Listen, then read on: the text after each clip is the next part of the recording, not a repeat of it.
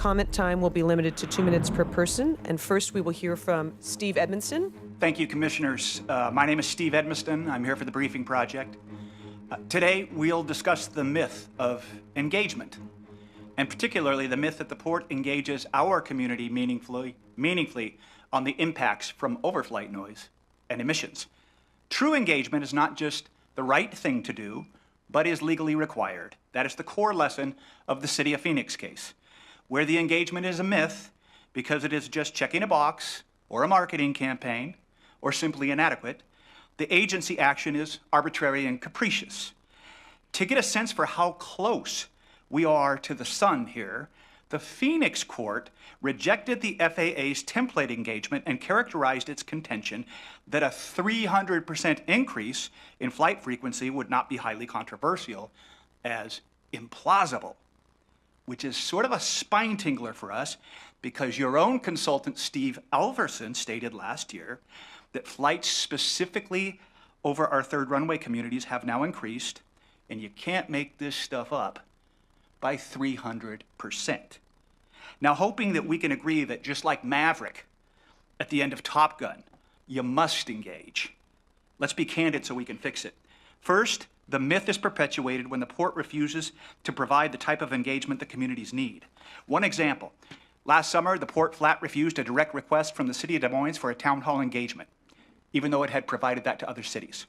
Worse, under the format forced on our city, the port staff stood for hours in front of blank storyboards and refused to answer any questions from the citizens.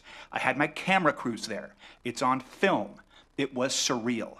Second, the myth of engagement was given oxygen by the recent deletion of quality of life protection from the port's bylaws and mission statement. This allows the port to engage in selective environmentalism on issues that don't place overflight growth at risk, such as biofuels, recycling, shellfish, kelp, and eelgrass, and allows you to ignore quality of life science like the WHO environmental noise guidelines. The port has made no comment on this blockbuster report in 3 months.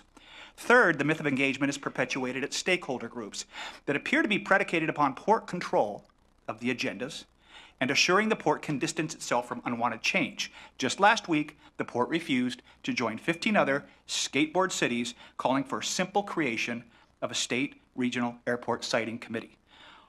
These were all textbook applications of the seminal 1969 Arnstein ladder of false community engagement.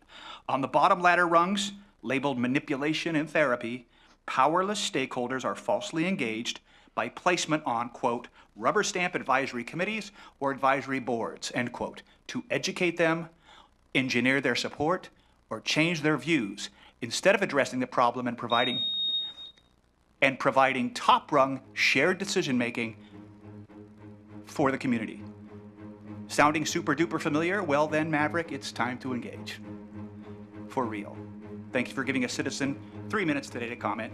I have copies of my article on the Phoenix case as well as the Arnstein ladder study for your review. Thank you. Right. Thank you, Steve. If you could give that to our clerk, Lauren, I'd appreciate it.